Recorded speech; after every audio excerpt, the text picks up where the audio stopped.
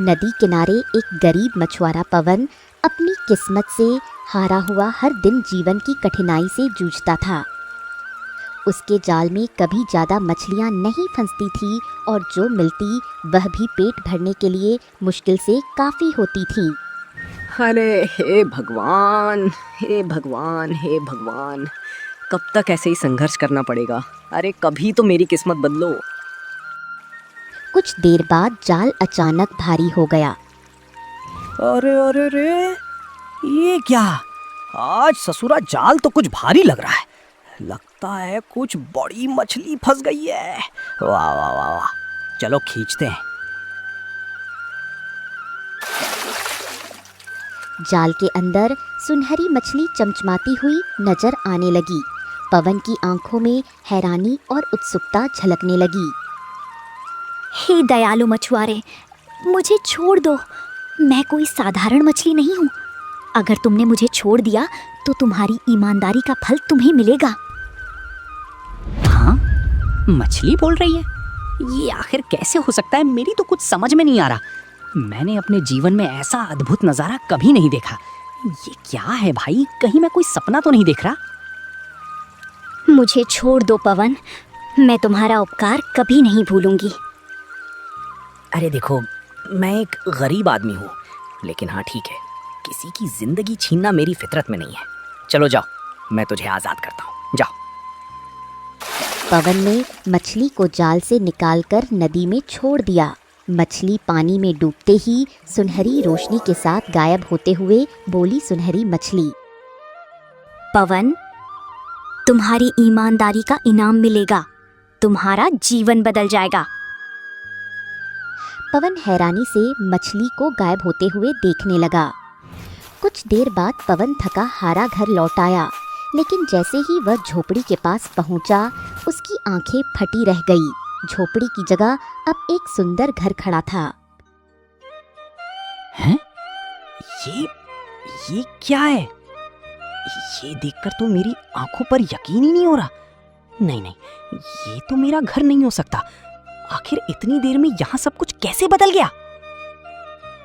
पवन हैरानी से दरवाजे के पास खड़ा रहा। फिर अचानक उसे भीतर से लक्ष्मी की आवाज सुनाई दी। वह तेजी से अंदर गया। पवन, तुम आ गए। देखो ना, यहाँ ये सब क्या हो गया है। मैं तो अपनी झोपड़ी में आराम से लेटी हुई थी, तभी अचानक चारों तरफ रंग बिरंगी किरणें चमकने लगीं। देखते ही देखते हमारी साधारण झोपड़ी एक सुंदर घर में परिवर्तित हो गई। मुझे अब तक समझ नहीं आ रहा कि ये चमत्कार कैसे हुआ। ये सब देखकर मैं खुद भी हैरान और आश्चर्यचकित हूँ। आओ, मैं तुम्हें एक और अद्भुत चीज दिखाना चाहती हूँ पवन। लक्ष्मी पवन को अंदर एक कमरे में ले गई। कमरे में सोने चांदी के ढेर सजे थे। देखो, ये सब आखिर कहाँ से आ गया?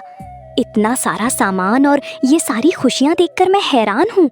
मुझे तो यकीन ही नहीं हो रहा कि हमारे साथ ये सब सच में हो रहा है। लगता है भगवान ने आखिर हमारी पुकार सुन ली। अब सचमुच हमारे दिन बदल गए हैं और घर में खुशियाँ आ गई हैं। हैं? ओ, अब मेरी समझ में आ गया। तो आखिर इस चमत्कार के पीछे यही रहस्य था। मैं सोच रहा था कि ये सब अचानक कैसे हो गया। ये सब सुनहरी मछली का वरदान है।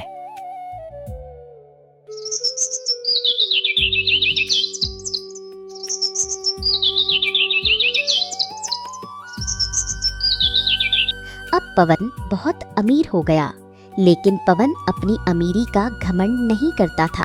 उसने गांव के गरीबों की मदद करना शुरू कर दिया।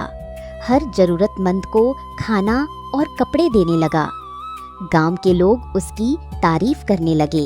एक दिन पवन की पत्नी लक्ष्मी पवन से बोली, तुम बता रहे थे कि ये सब कुछ उस सुनहरी मछली के वरदान के कारण हुआ है। अगर ये सच है तो हम उसके बहुत बड़े ऋणी हैं। उसकी कृपा से ही हमारे जीवन में ये सुख और समृद्धि आई है। मुझे लगता है कि तुम्हें उससे मिलकर उसका धन्यवाद करना चाहिए। इतने बड़े उपकार के लिए आभार व्यक्त करना तो बनता है। तुम सही कह रही हो लक्ष्मी। मैं भी काफी दिनों से यही सोच रहा था कि आखिर उसका धन्यवाद करना चाहिए। उसने बिना किसी स्वार्थ के हमारी इतनी बड़ी सहायता की है। हाँ, अब समय आ गया है कि मैं जाकर उसके प्रति अपना आभार व्यक्त करूं।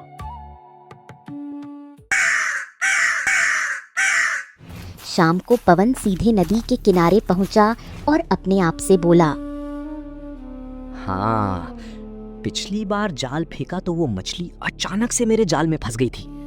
पता नहीं इस बार फंसेगी या नहीं। एक काम करता हूँ, उसे आवाज लगाकर देखता हूँ, क्योंकि वो तो एक जादुई मछली है ना। इतना बोलकर पवन उस सुनहरी मछली को आवाज लगाते हुए बोला, सुनहरी मछली, सुनहरी मछली, कहाँ हो तुम? मुझे तुमसे बातचीत करनी है। सुनहरी मछली, अरे ओ सुनहरी मछली। पवन ने इतना कहा ही था कि तभी रंग बिरंगी किरणों से वह सुनहरी मछली पवन के सामने प्रकट हो गई। अब क्या हुआ पवन? तुम तो बहुत धनवान बन चुके हो। हाँ हाँ, जानता हूँ कि मैं धनवान बन गया हूँ, और इसीलिए मैं तुम्हारा धन्यवाद करने आया हूँ, और मैं तुमसे मित्रता भी करना चाहता हूँ। मुझे ईमानदार लोग बहुत पसंद हैं। तुम्हारा जब मन हो तुम मुझसे बातचीत करने आ जाया करो। बस मुझे सुनहरी मछली कहकर आवाज लगा देना। इतना कहकर वह सुनहरी मछली फिर से गायब हो गई।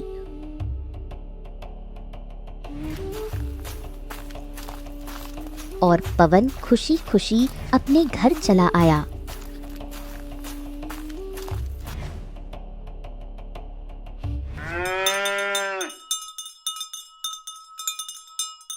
उस दिन से पवन रोज नदी के किनारे चला जाता और सुनहरी मछली को आवाज लगाता और घंटों उससे बात करता। एक दिन गांव की चौपाल पर पवन की प्रशंसा हो रही थी। इत्तेफाक से धनराज वहां से गुजर रहा था। अरे वाह वाह वाह भैया, ये पवन तो अब पूरे गांव का मसीहा बन गया है। जहां भी कोई जरूरतमंद होता है वो उसकी मदद के लिए आगे आ जाता है, गरीबों की सहायता करता है और सबका दुख दर्द समझता है। सच कहूं तो अब वो हर किसी का ख्याल रखने वाला इंसान बन गया है। हाँ भाई, भगवान भी हमेशा सच्चे और नेक इंसान का साथ देते हैं। जो दूसरों की भलाई करता है उसे उसका फल जरूर मिलता है। देखो, पवन ने कभी किसी का बुरा नहीं सोचा और सबकी मदद की। यही कारण है कि आज उसकी किस्मत पूरी तरह बदल गई है। बहुत अच्छी बात है। पवन जैसा इंसान सचमुच बहुत कम देखने को मिलता है। वो हमेशा दूसरों की भलाई के बारे में सोचता है और सबकी मदद करता है। ऐसे नेक दिल और उदार स्वभाव वाले लोग हर युग में नहीं होते। पवन जैसा इंसान तो मानो 100 साल में एक बार जन्म लेता है।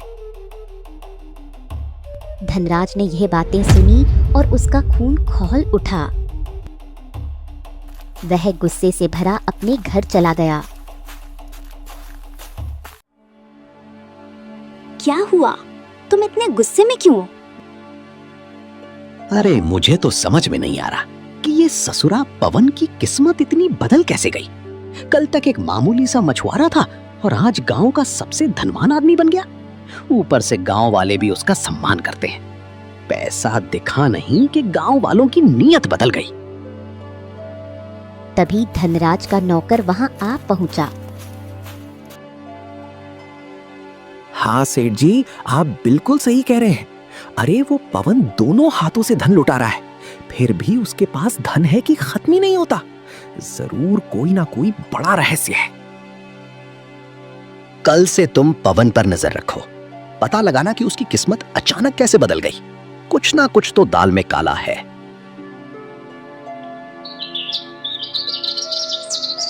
धनराज का नौकर अगले ही दिन से पवन पर नजर रखने लगा।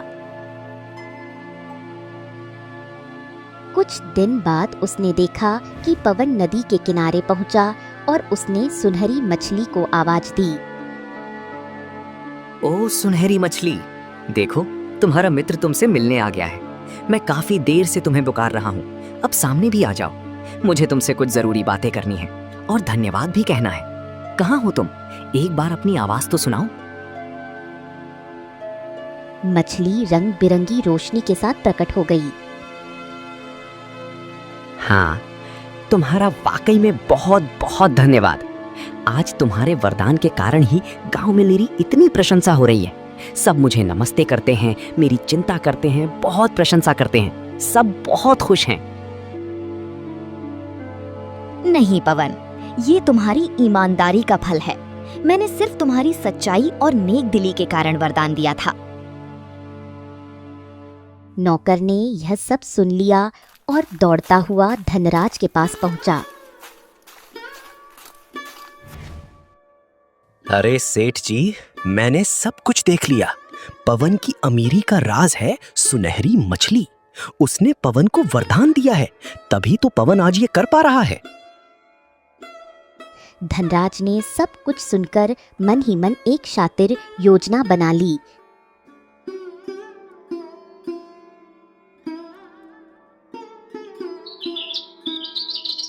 धनराज रात के अंधेरे में चुपचाप नदी किनारे पहुंच गया और धीरे से नदी की ओर झुककर फुसफुसाते हुए बोला, ओ सुनहरी मछली, अरे बाहर आओ, मैं तुमसे मिलने आया हूँ। मुझे तुमसे एक जरूरी बात कहनी है। मैं तुमसे कुछ मांगना चाहता हूँ, इसलिए सामने आ जाओ। अरे सुनहरी मछली, क्या तुम मेरी आवाज नहीं सुन रही हो? मैं कब से तुम्हें पुकार रहा हूँ और तुम्हारा इंतजार कर रहा हूँ। अरे ओ सुनहरी मछली, एक बार तो बाहर आकर मुझसे बात करो। कुछ पल बाद पानी में हलचल हुई और सुनहरी मछली रंग बिरंगे प्रकाश के साथ प्रकट हो गई। ये आवाज तो पवन की नहीं है।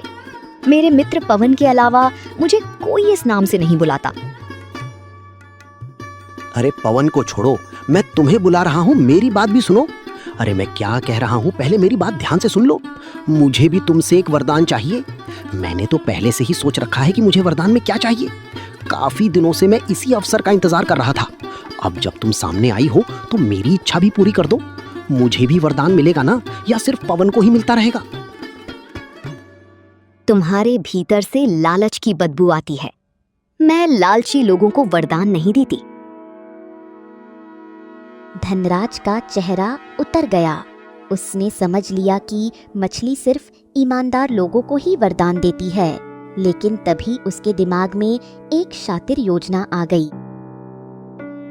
अगर पवन को बेईमान साबित कर दूं, तो शायद ये मछली उससे वरदान वापस ले ले। फिर मैं मछली से वरदान पा सकता हूं। हाँ।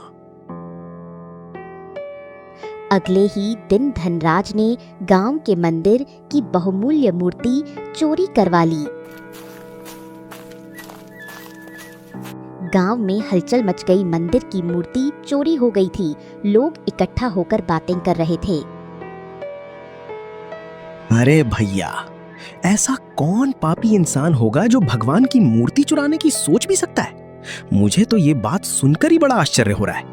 जिस मूर्ति की लोग श्रद्धा और भक्ति से पूजा करते हैं, उसे कौन चुराएगा? सच में ऐसा काम तो कोई बहुत बड़ा अधर्मी ही कर सकता है। अब सुना तो ये है कि पवन के घर के पास कुछ संदिग्ध लोगों को देखा गया था। भला पवन ऐसा क्यों करेगा?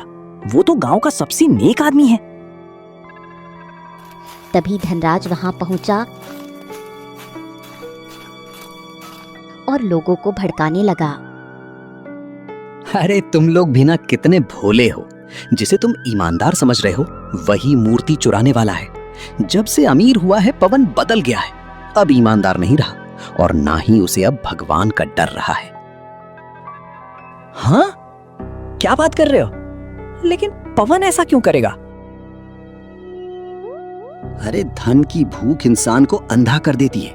उसने इतना धन इकट्ठा कर लिया है कि अब भगवान की मूर्तियों पर भी हाथ साफ कर दिया उसने। उससे रहा नहीं गया। सही बताऊं तो मेरा मन विश्वास नहीं करता कि ऐसा कुछ हुआ है। अरे नहीं करता? क्यों नहीं करता? तो फिर एक काम करो, एक बार पवन के घर की तलाशी ले लो। दूध का दूध और पानी का पानी हो जाएगा। हाँ, ये कही ना धनराज भैया ने पते की बात। बिल्कुल सही बात है। धनराज सभी गांव वासियों को लेकर पवन के घर पहुंचा। गांव वासियों को देखकर पवन आश्चर्य से बोला, क्या बात है? सारे गांव वाले आज मेरे घर के दरवाजे पर क्यों एकत्रित हैं? तुम सबके चेहरों पर चिंता और बेचैनी साफ दिखाई दे रही है। आखिर ऐसा क्या हो गया है कि पूरा गांव यहाँ पहुंचा है? कोई मुझे बताएगा कि मामला क्या है और सब इतने परेशान क्यों हैं? देखो पवन, गांव में भगवान की सोने की मूर्ति चोरी हो गई है और हम गांव वालों को शक है कि मूर्ति तुमने चुराई है। क्या? ये कैसी बातें कैसी कर रहे हैं रामलाल काका? आप सोच भी कैसे सकते हैं कि मैं भगवान की मूर्ति चुरा सकता हूँ? और वैसे भी मेरे पास धन की कमी है क्या जो मैं भगवान की मूर्ति चुराऊंगा? हैं? अगर धन की कोई कमी नहीं है तो फिर चिंता करने की भी कोई बात नहीं है। जब मन साफ हो और कोई गलती न की हो तो डर कैसा? मुझे तो इसमें कोई बड़ी दिक्कत दिखाई नहीं देती। आखिर एक बार घर की तलाशी देने में क्या हर्ज है? इससे सभी लोगों के मन का संदेह भी दूर हो जाएगा, सच सामने आ जाएगा और बात यहीं समाप्त हो जाएगी। क्यों, मेरी बात ठीक कह रहा हूं ना? ठीक है, मैंने तलाशी देने के लिए कभी मना नहीं किया है। आप चाहें तो निश्चिंत होकर पूरे घर की तलाशी ले सकते हैं।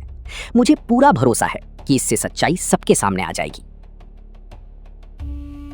धनराज गांव वालों के साथ मिलकर पवन के घर की तलाशी लेने लगा और एक कक्ष में भगवान की मूर्ति मिल गई, जिसे धनराज ने अपने नौकर से रात में ही चुपके से पवन के उस कमरे में रखवा दिया था। देखा तुमने इस राजा हरिश्चंद्र का असली चेहरा? ये है इसका असली चेहरा। अरे भाई, पवन एक बेईमान है, बेईमान। ये धन के लालच में इतना अंधा हो गया कि इसने भगवान की मूर्ति ही चुरा ली। देखो भाई, सब लोग देख लो, देख लो। इतना कहकर धनराज ने उस मूर्ति को उठाकर रामलाल काका को पकड़ा दिया। गांव वाले पवन को बुरा भला बोलते हुए उसके घर से बाहर आ गए।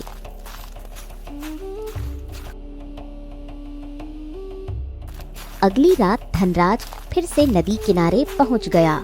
इस बार उसके साथ 2 गवाह भी थे।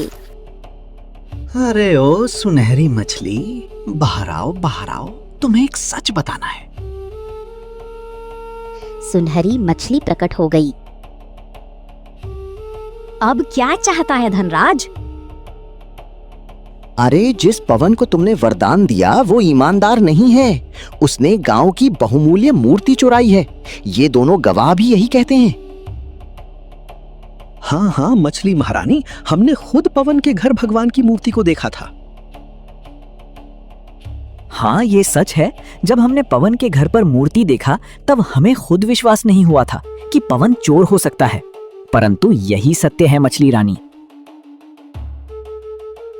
पवन तो लोगों के सामने अच्छाई का नकाब पहने रखता है।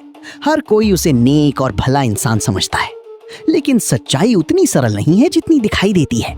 मेरे हिसाब से उसके मन में कई छिपी हुई इच्छाएं और स्वार्थ हैं। वो बाहर से भला दिखता है पर अंदर से उतना सीधा नहीं है। तभी पवन को गांव के लोग जबरदस्ती पकड़कर नदी किनारे ले आए। पवन के चेहरे पर बेबसी साफ झलक रही थी। यह भी धनराज की एक योजना थी। धनराज ने गांव वासियों को जादुई सुनहरी मछली के बारे में सब कुछ बता दिया था। क्या गांववासी सच बोल रहे हैं?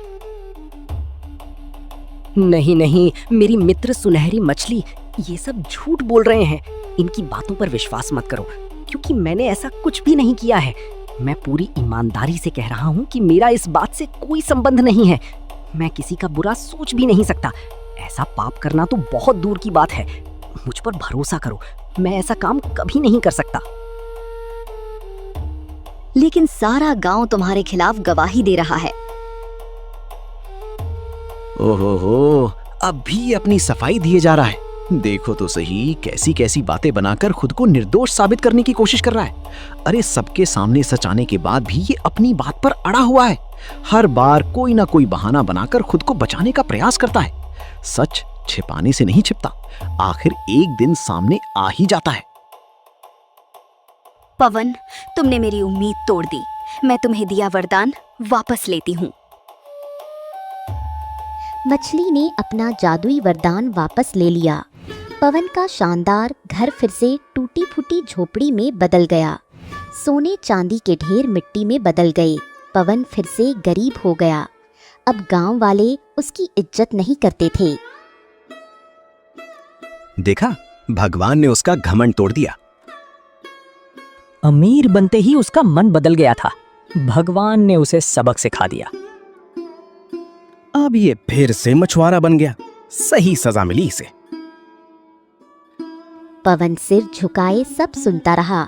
उसकी आंखों में आंसू थे, लेकिन अब कोई उसके दर्द को समझने वाला नहीं था। एक दिन पवन टूटी फूटी झोपड़ी के बाहर बैठा था। आंखों में आंसू थे और चेहरे पर बेबसी साफ झलक रही थी। गांव वाले अब भी उसे तिरस्कार की नजर से देखते थे। तभी दूर से एक साधु का आगमन हुआ। लंबे बाल, सफेद दाढ़ी और हाथ में कमंडल लिए साधु धीरे धीरे गांव की ओर बढ़ रहे थे। साधु की दृष्टि पवन पर पड़ी। उसकी हालत देखकर साधु ठहर गए और उसके करीब आकर बोले, बेटा, कौन हो तुम? इतनी निराशा और दुख तुम्हारे चेहरे पर क्यों है? पवन ने सिर उठाया और साधु को देखकर आंसू पोंछने लगा। महाराज, मैं पवन हूँ। मैं इस गांव का एक साधारण और गरीब मछुआरा हूँ। अपनी मेहनत और ईमानदारी के बल पर जीवन यापन करता हूँ। पवन, लेकिन तुम्हारे चेहरे पर इतना दुख क्यों है बेटा? पवन ने अपनी पूरी कहानी साधु को विस्तार से सुना दी। सुनहरी मछली के वरदान से लेकर धनराज की साजिश और गांव वालों के तिरस्कार तक सब कुछ साधु ने ध्यान से सब सुना। हमें तुम्हारी आंखों में सच्चाई नजर आती है बेटा, लेकिन वो मछली, वो तो सिर्फ एक जादुई मछली है। जब सबूत और गवाह तुम्हारे खिलाफ हों तो कोई भी धोखा खा सकता है, लेकिन मैं तुम्हारे मन की सच्चाई को पढ़ सकता हूं। महाराज, मैंने मछली को बहुत समझाने की कोशिश की, लेकिन उसने मेरी एक बात पर भी विश्वास नहीं किया। भला कोई अपने मित्र के साथ ऐसा कैसे कर सकता है? चिंता मत करो बेटा, तुम घबराओ मत। सच्चाई कभी ज्यादा देर तक छिपी नहीं रहती। चलो मेरे साथ चलो, हम उसी मछली के पास चलते हैं। मैं स्वयं उसे बताऊंगा कि तुम निर्दोष हो और तुमने कोई गलत काम नहीं किया। आओ, अब देर मत करो, हम तुरंत वहां चलते हैं। पवन साधु के साथ चल पड़ा। दोनों नदी किनारे पहुंचे। साधु ने नदी के पास जाकर आंखें बंद की और कुछ मंत्र बुदबुदाए। पानी में हलचल हुई और सुनहरी मछली प्रकट हो गई। इस पवन को पहचानती हो ना? यही तुम्हारा वही मित्र है जिसे तुमने वरदान दिया था, है ना? हाँ, लेकिन इसने गांव की मूर्ति चुराई थी। तुमसे भूल हुई है मछली। पवन निर्दोष है। तुमने झूठे सबूतों और झूठी गवाही पर विश्वास कर लिया। मछली कुछ देर सोचते हुए बोली, ठीक है साधु महाराज, पवन को 2 परीक्षाएं देनी होंगी। अगर वो 2 परीक्षाएं आसानी से पार कर लेता है तो मैं दोषियों को सजा दूंगी और पवन को उसका वरदान लौटा दूंगी। साथ ही उसे देश का एक अनमोल खजाना भी दूंगी। मुझे मंजूर है मछली, मैं अपनी सच्चाई साबित करूंगा। पहली परीक्षा में पवन को गांव वालों के तानों को नजरअंदाज करके गरीबों की सेवा फिर से करनी होगी, बिना किसी लालच के। दूसरी परीक्षा में उसे अपनी झोपड़ी में एक रात भूखा रहकर बितानी होगी और किसी को भी बिना जल या भोजन दिए नहीं जाने देना होगा। अगले ही दिन पवन ने फिर से गरीबों की मदद करने का फैसला किया। अब उसके पास धन तो नहीं था, लेकिन वो फिर भी हर जरूरतमंद की सहायता करने लगा। गांव में एक बूढ़ा आदमी भारी बोझ लेकर जा रहा था। वो थककर बैठ गया। अरे बाप रे, अब ये बोझ तो मुझसे नहीं उठाया जा रहा। बाप रे बाप। पवन ने दौड़कर उसके पास जाकर बोझ उठाया और उसकी मदद की। अरे चचा, आप मत उठाइए, मैं ले चलता हूँ। गांव के कुछ लोग यह सब देख रहे थे और ताने मारने लगे। देखो, फिर से नाटक शुरू हो गया। अब तो भीख मांगने की नौबत आ गई है। पवन ने किसी की बात पर ध्यान नहीं दिया और गरीबों की सेवा जारी रखी।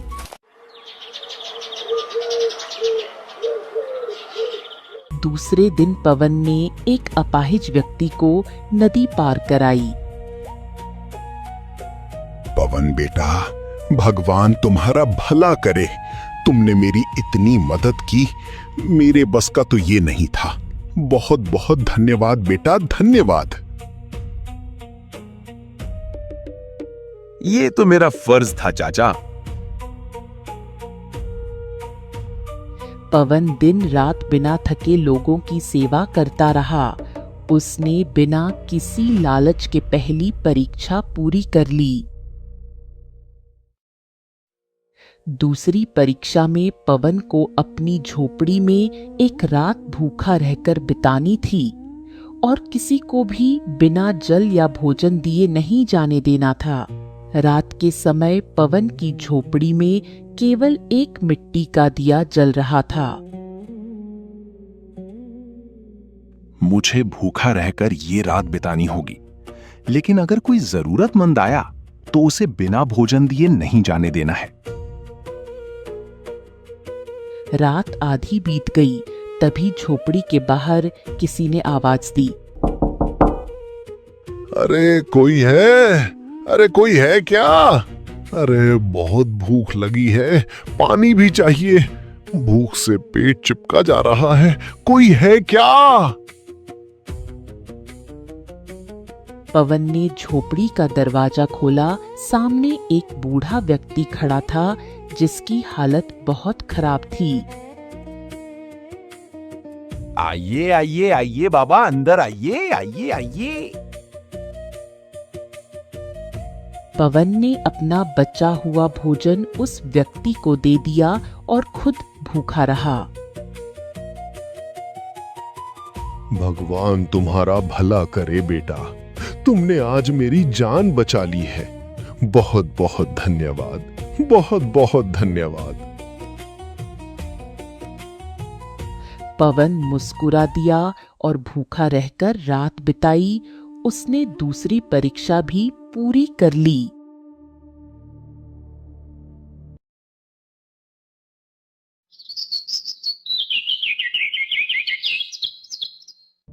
अगले दिन पवन साधु के साथ सुनहरी मछली के सामने खड़ा था। पवन की आंखों में उम्मीद झलक रही थी। पवन, तुमने दोनों परीक्षाएं ईमानदारी और सच्चाई से पूरी की हैं। तुमने गरीबों की सहायता की बिना किसी स्वार्थ के। भूखे रहकर भी तुमने दूसरों को भोजन दिया। हाँ, अब पवन को उसका न्याय मिलना चाहिए। पवन, तुम्हारी सच्चाई और दयालुता ने मुझे प्रसन्न किया है। मैं तुम्हें धनवान बनने का वरदान देती हूँ और साथ में बेशकीमती खजाना भी। अचानक मछली के चारों ओर सुनहरी रोशनी फैल गई। तुम्हें एक अनमोल खजाना प्राप्त होगा जो तुम्हारे जीवन को बदल देगा। नदी के पानी में हलचल होने लगी। अचानक पानी में एक सुनहरा बक्सा उभर आया। बक्सा खुलते ही उसमें स्वर्ण मुद्राएं और बहुमूल्य रत्न चमकने लगे। पवन, ये तुम्हारी ईमानदारी का फल है। ए जादुई सुनहरी मछली, तुम्हारा आशीर्वाद मेरे लिए अनमोल है। अब मैं फिर से गरीबों की मदद कर सकूंगा। तुम्हारा बहुत बहुत धन्यवाद, धन्यवाद।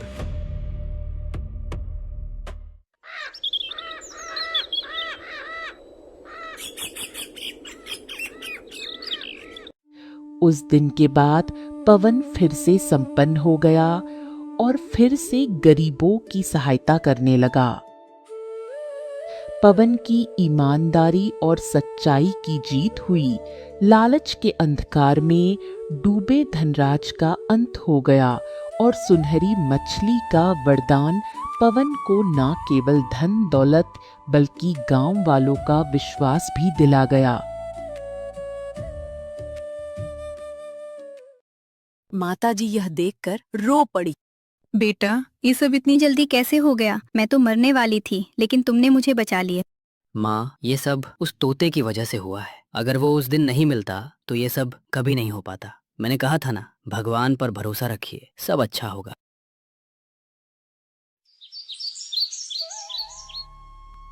ये कहानी है राजपुर गांव की। वहाँ बीच में खेत थे और एक कच्चा रास्ता था। उसी रास्ते के किनारे एक कच्ची झोपड़ी थी जिसमें एक गरीब व्यक्ति रहता था। एक दिन गोपाल, माँ, मैं जंगल जा रहा हूँ, आप अपना ध्यान रखना। गोपाल एक अच्छा इंसान था, लेकिन गरीबी ने उसे बहुत परेशान कर रखा था। गोपाल जंगल पहुंचकर लकड़ियां काटने लगा। चलो, लकड़ियाँ तो कट गई, अब सेठ जी के पास चलते हैं। इतनी समझ और मेहनत के बावजूद उसकी जिंदगी बहुत कठिन थी, क्योंकि उसका मालिक सेठ धनराज सालों से उसे धोखा दे रहा था। गोपाल लकड़ियों का गट्ठर लेकर सेठ के पास पहुंचा। ये लीजिए सेठ जी, लकड़ियाँ। वाह रे लकड़हारे, तू चाहे और कोई काम ठीक से करे या ना करे, लेकिन लकड़ियाँ काटने का काम बहुत बढ़िया करता है। ये ले 4 सिक्के। सच में सेठ जी, 4 सिक्के?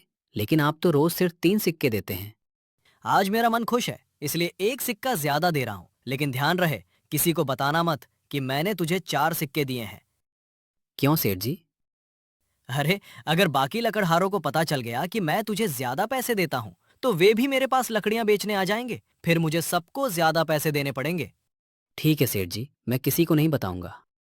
और सुन, अगर तुझे ज्यादा पैसे कमाने हैं तो कल नदी के उस पार वाले जंगल से लकड़ियां काट कर लाना। वहां की लकड़ी बहुत कीमती होती है। मैं तुझे पूरे 10 सिक्के दूंगा। लेकिन सेठ जी, मुझे कैसे पता चलेगा कि कौन सी लकड़ी कीमती है? अरे, वहां की हर लकड़ी कीमती है, जो मिले काट कर ले आना। ठीक है सेठ जी। इतना कहकर गोपाल वहां से चला गया। लेकिन सेठ जी, उस जंगल में तो वही लकड़ियां मिलती हैं जो ये रोज लाता है। अरे मूर्ख, उस जंगल में खतरनाक जंगली जानवर रहते हैं। ये लकड़हारा वहां जाएगा और किसी जानवर का शिकार बन जाएगा। और इसकी बूढ़ी माँ तो पहले से ही बीमार है। बेटे के बिना वो भी ज्यादा दिन नहीं जी पाएगी। उसके बाद उसकी जमीन पर हमारा कब्जा हो जाएगा। वाह सेठ जी, चालाकी तो कोई आपसे सीखे। एक तो आप इसे इतने कम पैसे देते हैं और ऊपर से इसे कुछ पता भी नहीं चलता।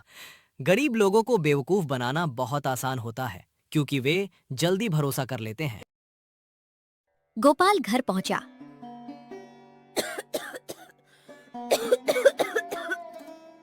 घर पहुंचते ही उसने देखा कि उसकी माँ जोर जोर से खांस रही थी।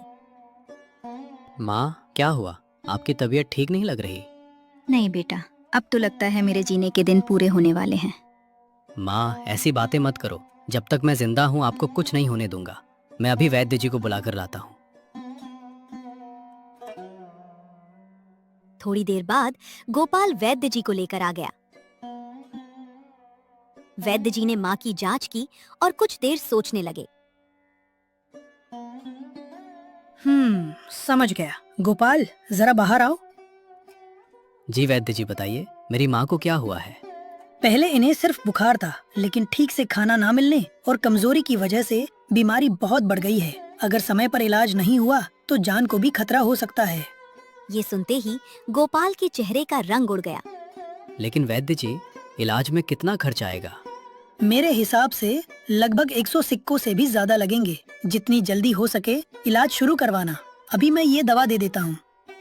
कितने पैसे हुए वैद्य जी? वैसे तो मैं 7 सिक्के लेता हूँ, लेकिन तुम अपने जैसे हो, 4 सिक्के दे देना। ये लीजिए। वैद्य जी दवा देकर चले गए। गोपाल माँ के पास गया। माँ, ये दवा पी लीजिए और आराम कीजिए। बेटा, तुमने खाना खा लिया? हाँ माँ, मैंने खा लिया। आप चिंता मत करो। माँ, मैं जंगल जा रहा हूँ। सेठ जी ने बहुत बड़ा काम दिया है। आते आते शाम हो जाएगी। आप अपना ध्यान रखना। इतना कहकर गोपाल घर से निकल गया। रास्ते में गोपाल, हे भगवान, ये कैसी परीक्षा ले रहे हो?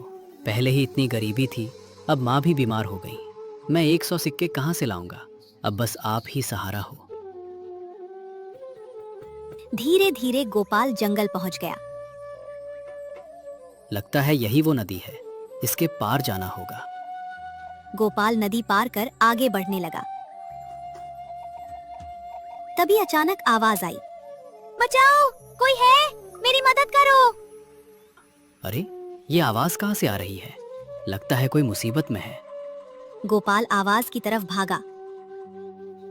एक पेड़ के नीचे एक घायल तोता पड़ा था। अरे, क्या तुम बोल रहे थे?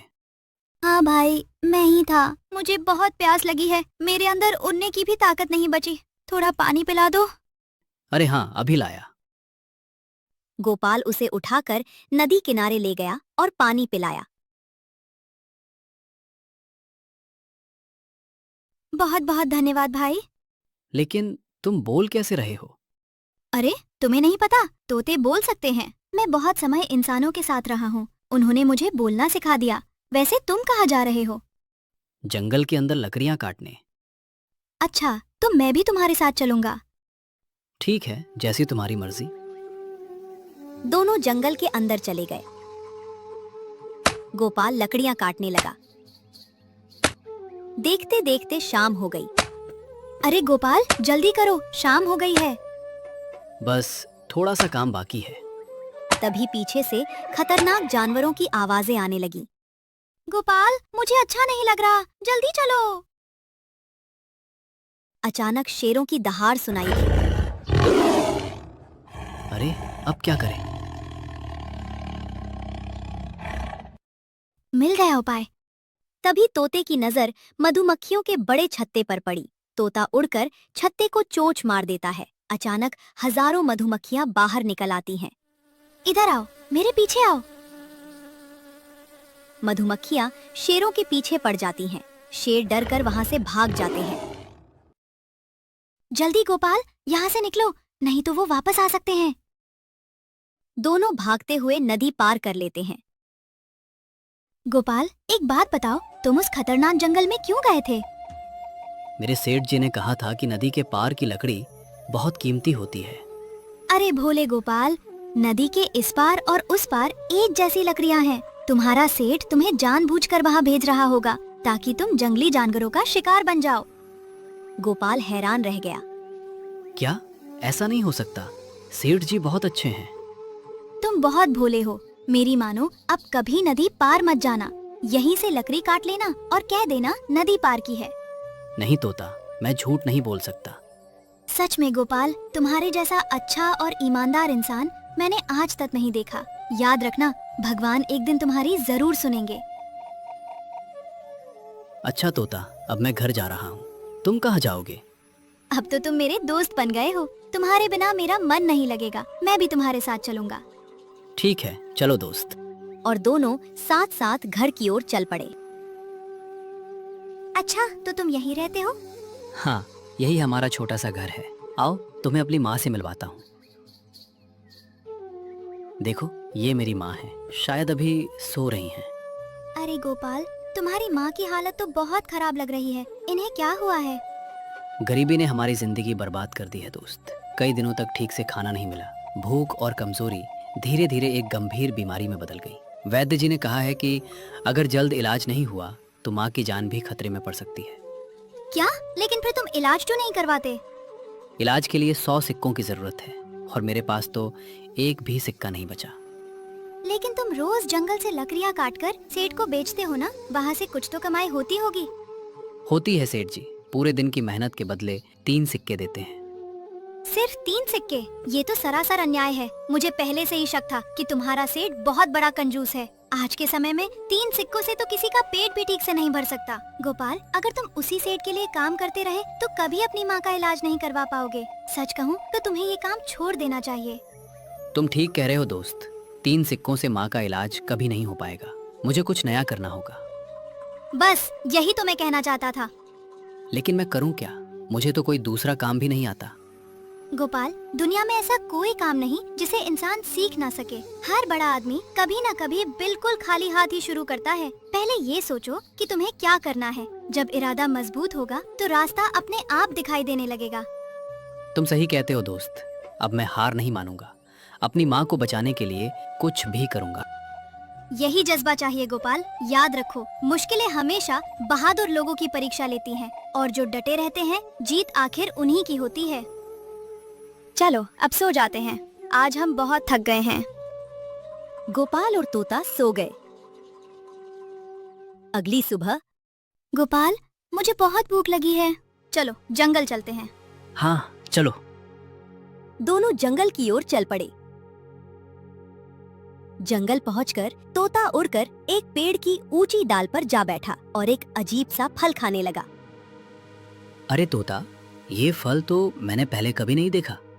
हाँ गोपाल, ये सिर्फ जंगल में ही मिलता है। ये बहुत मीठा और स्वादिष्ट होता है, तुम भी खाकर देखो। तोते ने एक फल तोड़कर गोपाल को दे दिया। गोपाल ने जैसे ही उसे खाया, उसकी आंखें चमक उठीं। अरे वाह, इसका स्वाद तो बिल्कुल चॉकलेट जैसा है, लेकिन इसे कहते क्या है? इसे ब्लैक स्पॉट कहते हैं, इसी से चॉकलेट बनाई जाती है। क्या सच में? मुझे एक शानदार विचार आया है। क्यों ना मैं इस फल से चॉकलेट बनाकर बेचूं? चॉकलेट तो सभी को पसंद होती है और हम इसमें कोई मिलावट भी नहीं करेंगे। वाह गोपाल, ये तो बहुत अच्छा विचार है, तुम आज से ही इसकी शुरुआत कर दो। गोपाल को आखिर अपना काम मिल गया था। वह जंगल से बहुत सारे ब्लैक स्पॉट के फल तोड़कर एक बड़ी टोकरी में भर लाया और उन्हें घर ले आया। थोड़ी देर बाद गोपाल चिंतित होकर बोला, लेकिन अब क्या करे तोता, मुझे तो चॉकलेट बनानी ही नहीं आती। तुम चिंता मत करो, मैं कुछ करता हूँ। ये कहकर तोता उड़ गया। वह एक मिठाई की दुकान के बाहर जाकर बैठ गया और ध्यान से देखने लगा कि चॉकलेट कैसे बनाई जाती है। धीरे धीरे उसने पूरी प्रक्रिया समझ ली। अब मुझे सब समझ आ गया है, मुझे जल्दी से जाकर गोपाल को बताना होगा। कुछ ही देर में वह वापस घर पहुंच गया। गोपाल ने हैरानी से पूछा, आ गए तोता? हाँ गोपाल, मुझे पता चल गया है कि चॉकलेट कैसे बनाई जाती है। गोपाल के चेहरे पर खुशी छा गई। क्या? जल्दी बताओ। हाँ हाँ, अभी बताता हूँ। फिर तोते ने गोपाल को सारी बात विस्तार से बता दी।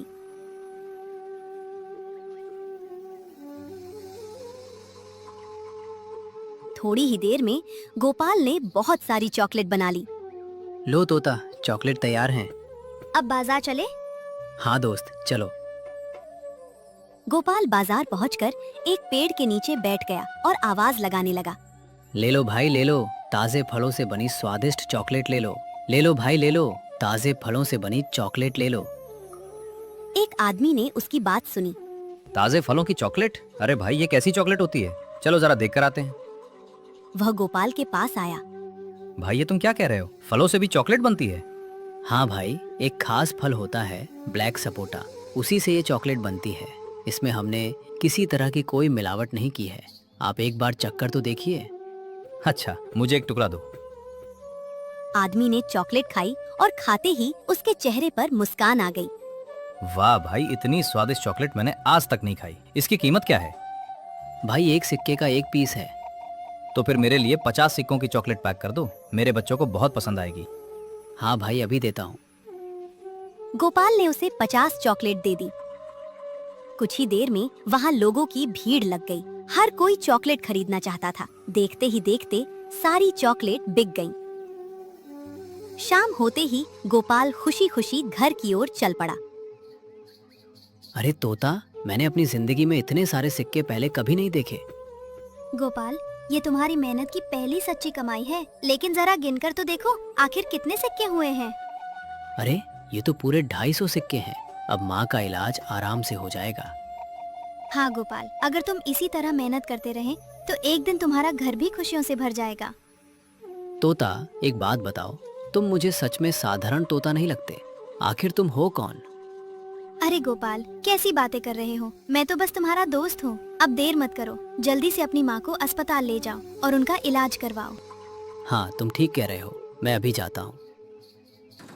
गोपाल तुरंत अपनी माँ को ऑटो में बैठाकर अस्पताल ले गया।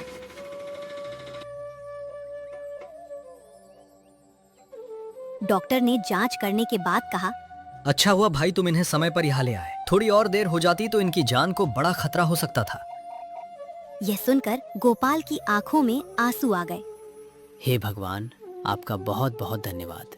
मुझे विश्वास था कि आप मेरी मदद जरूर करेंगे। तभी पीछे से किसी ने आवाज दी। अरे गोपाल, कैसे हो? मैं ठीक हूँ, लेकिन आप कौन हैं? अरे इतनी जल्दी भूल गए? मैं वही हूँ, जंगल वाला। वह आदमी हल्का सा मुस्कुराया। इतना कहकर वह आदमी वहाँ से चला गया। गोपाल उसे जाते हुए देखता रह गया। लेकिन आखिर वह जंगल वाला आदमी कौन था? क्या वह कोई साधारण इंसान था या फिर भगवान का भेजा हुआ कोई रहस्यमयी मददगार? आपको क्या लगता है? कमेंट में जरूर बताइए और अपना नाम भी लिखिए। हो सकता है अगली कहानी में आपका नाम शामिल हो जाए।